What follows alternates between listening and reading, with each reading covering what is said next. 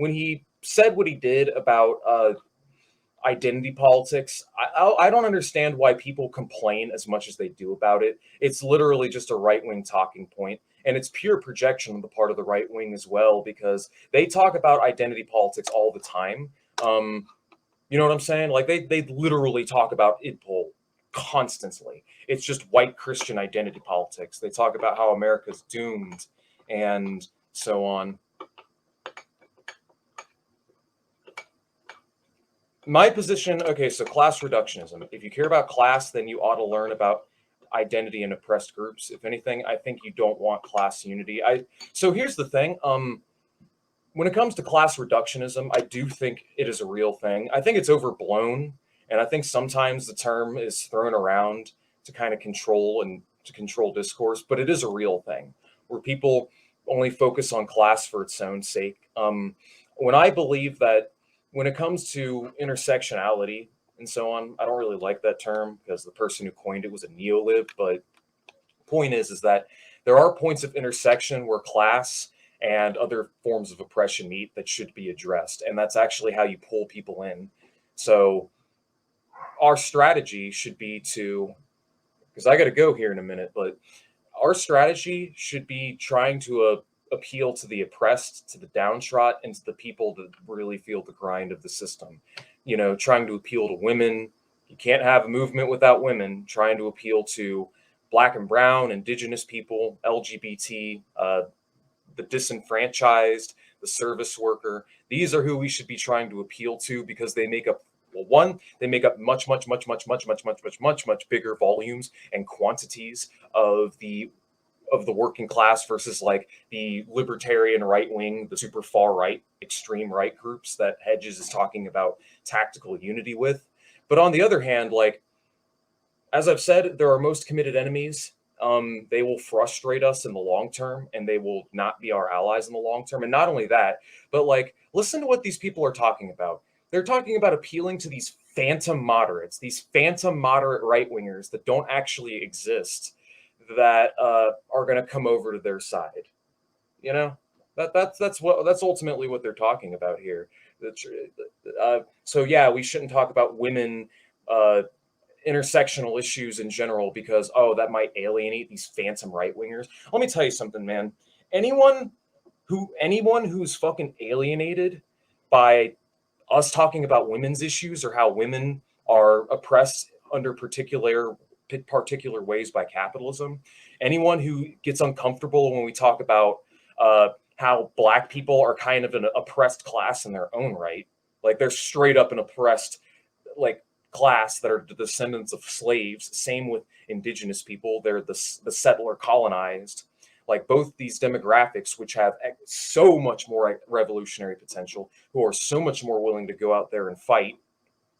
Like these people that are the most receptive to our rhetoric, the most receptive to socialism, and we're gonna put off talking about and addressing their needs and their issues as a community so that we can appeal to the phantom moderate right winger who, you know, or just the right wing in general who gets so uncomfortable. They just get uncomfortable whenever these topics come up. I'm just going to say that right now, bro. Anybody who is uncomfortable or made uncomfortable by talking about women's, indigenous, and LGBT, like intersectional issues in general, anyone who is off put by this shit is not really somebody worth keeping around. And I'm telling you right now, you can't make everyone happy. You can't unite with everyone. You can't please everyone. So we should just be trying to have a broad, extensive movement that tries to address the needs of working people of all stripes and backgrounds. And that's what we should prioritize. We shouldn't like try to single out Republicans or right wingers because, I mean, ultimately the outcome is not going to be favorable to the construction of socialism, is all I'm trying to say. All right. Libs are the enemy, Lenin and Sankara. If you're serious about intersectionality, don't use the term class reductionism. Why not? But anyways, so I think that's all I have to say about the Hedges clip. Of the two, I think Hedges is definitely better than Dorr. At least Hedges is an actual socialist, or so he says. But But he says, I'll give it to him. He probably is a socialist. So I'm not gonna sit here and gatekeep. I will gatekeep Kyle because he's a phony leftist. But and I will gatekeep Dor because he's a dishonest little charlatan. But otherwise, that just seems genuine, and he seems like pretty nice. He hasn't said anything. I haven't found anything on Hedge's part that I find too cringe. But anyways,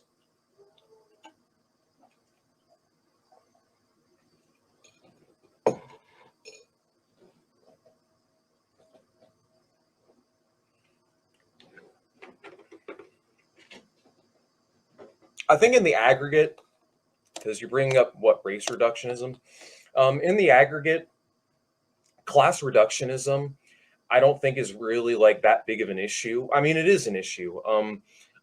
More specifically, what I'm talking about, and this is something that I've noticed from like the pseudo left populist crowd, is they try to appeal to the conservatives or a kind of phantom moderate, um, so to speak.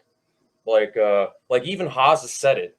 Like Maupin will try to appeal to Trump supporters. Jimmy Dore has tried to appeal to Trump supporters and has voiced his favor for the fucking boomer uprising, the January 6th riot.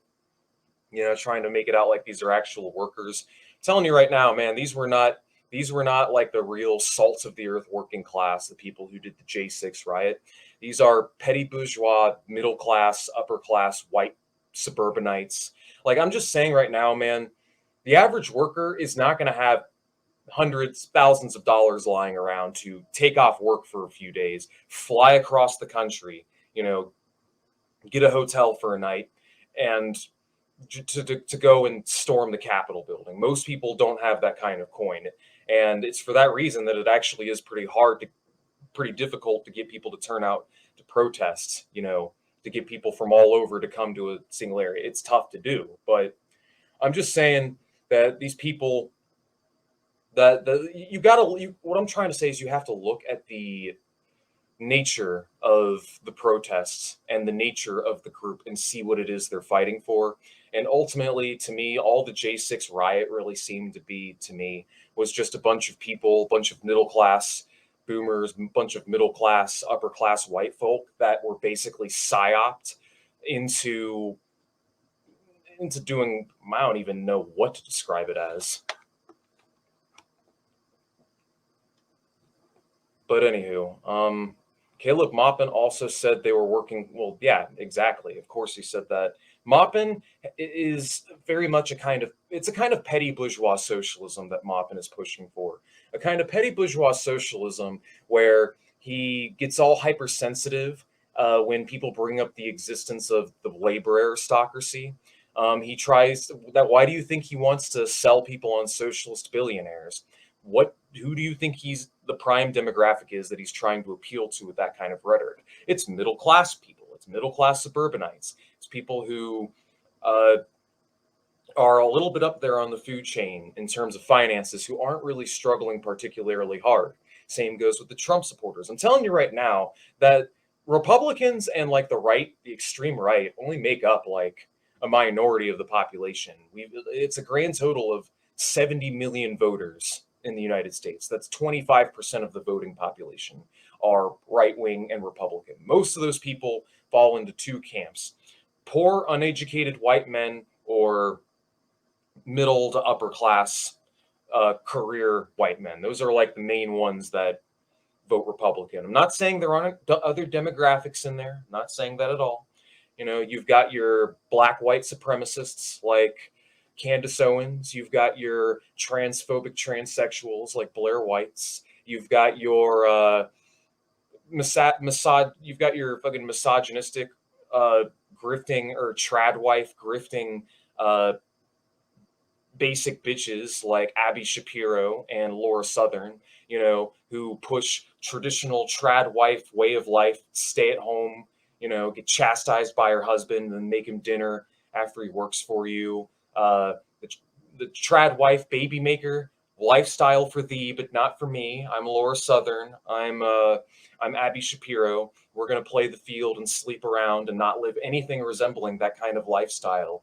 But for all you other women out there, that's all for you. Right wingers love these contradictions. They love when they have like uh, intersectional groups, like people within the intersection that support their ideas or speak out in favor of their bad ideas, because it helps to validate their ideas. It helps to validate it, and it also helps to soothe in their mind that they're not actually like closet bigots. That's really all it comes down to. Because if a black person is saying something racist or low key bigoted, then that must make it so it's not low key racist and bigoted.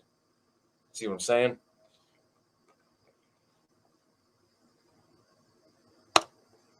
No, yeah. The kind of socialism that Maupin grifts for is what can best be described as a kind of national socialism. That's what I think it is. Actually existing national socialism. Maupin is a lot closer to the right than you guys think. And I don't mean to apply horseshoe theory, but really. He's selling his ideas to conservatives who think they're temporarily broke millionaire, which is already, yeah, it is. Rather than trying to appeal to the working class, salt of the earth people. And I'm not even saying like just indigenous and black people are the only revolutionaries, like groups within America. Uh, I'll say the exact same thing about the trailer trash, poor, broke ass white people that live out in the countryside, as well as the trailer parks as well.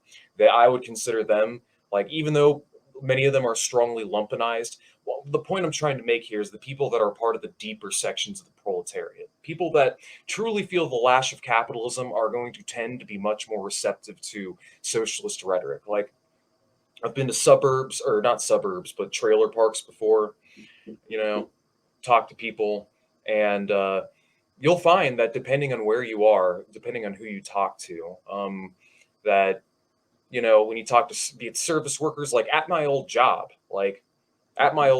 people were receptive to socialist rhetoric. So it really depends on your audience, but we shouldn't be trying to sell ourselves to like this middle class demographic. We should be trying to look forward to something better rather than trying to go backwards to a time that was long lost. But anyways, I gotcha, I gotcha. So that being said, is there anything else I have to say? Stop clout chasing Paul Morin. What? Okay. Maupin will say you want to make everyone poor. I know. He does this dumbass false dichotomy where he's like, oh, well, you're either in favor of socialist billionaires or you just want everyone to be equally poor. Nobody said that. It's just this false equivalence where it's just asinine. It's an asinine false duality or false dichotomy that he tries to draw with this line in the sand. Nobody said that. The point is that people say abolish billionaires because you don't become a multi-billionaire without exploiting people. Maupin comes around, turns around, equivocates, says, no, abolishing billionaires is anti-Marxist, and that we should actually want everyone to be. I don't know how good this is going to come through because I'm doing a weird Microsoft screen capture, but that Maupin impression was tight. I had to comment. Be billionaires. Yeah, but within the current system, you don't become a billionaire without exploiting the fuck out of people and being a general scumbag. So when people say abolish billionaires, they're talking about the most exploitative, greedy parasites that are feeding off the bottom of the system. You see what I'm saying? So it's just a dumb equivocation. That's clearly what people are talking about. But Maupin doesn't want to voice being anti-billionaire or actually anti-ruling class. Instead, he talks about these fucking crypto-fascistic rhetorical talking points. Not saying he is a fascist or even that he's doing it on purpose. But anytime you hear anybody talking about the bankers, they're not talking about the capitalist class, which encompasses the bankers and the so-called elites. Anytime you hear them talking specifically about the elites or the bankers or the international cabal, they're dog whistling the JQ for one, knowingly or not. But two, that's right wing fascistic rhetoric because they talk about the exact same thing. The difference is that what they want to do is purge them, like they want to purge the components of the regime which they don't find favorable. All right, and they want to get the real strongmen, patriots, dictators in charge and whatnot. You know, that's all it is. Wow, I am full of shit. Care to? What the fuck are you talking about? How? Yeah, whatever. Anyways, toxic white capitalism is killing us all. Care to elaborate, Dylan? Care to elaborate why I'm full of shit? Or are you even talking to me? I don't know. I'm gonna end the stream here in about a minute, minute and a half. Yeah, we'll end it here in about a minute. But otherwise, it's been fun, guys. It's been real. Thanks for joining me tonight. I hope you found this stream educational / entertaining. I hope you saw. I hope you Well, I hope you got something out of it. That's all. But yeah, I'm gonna go ahead and kill the stream. You all have a wonderful New Year's. I'm gonna go have family dinner, but take it easy, guys. Thank you for joining me for this stream. Good night and good luck.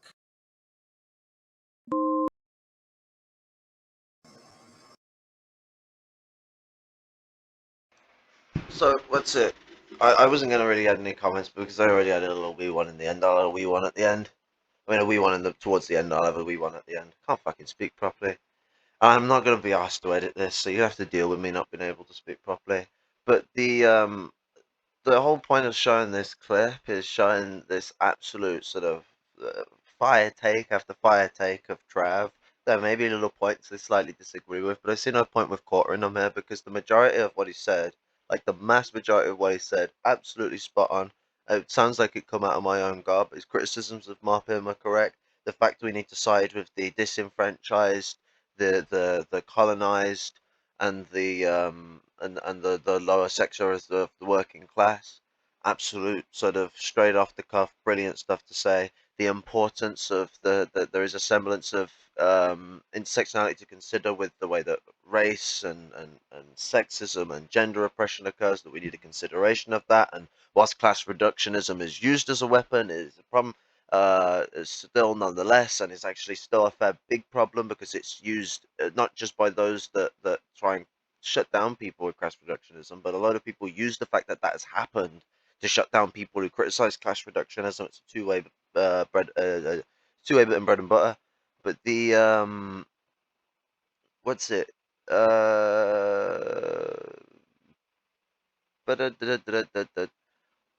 I just had to fucking sort of clip this and show people it's top dollar stuff. Also, people should check out on the Engels' channel. Um, struggle for advancement. An interview with Piper. It's an interview he's done with an anarchist. They've already done one on Piper's channel before, but you should go check that out. As what's it? Be more meaty content because this is fairly short for me. This is just an off the cuff. I wanted to get a recording of Trav's absolutely fire 15 minutes at the end of this clip, but that's it for me. Hope you've all had a good New Year's and Christmas. I'm gonna be finally going off to hospital either tomorrow or the day after. Don't know yet. Haven't thought it out. Catch yous later. Respect.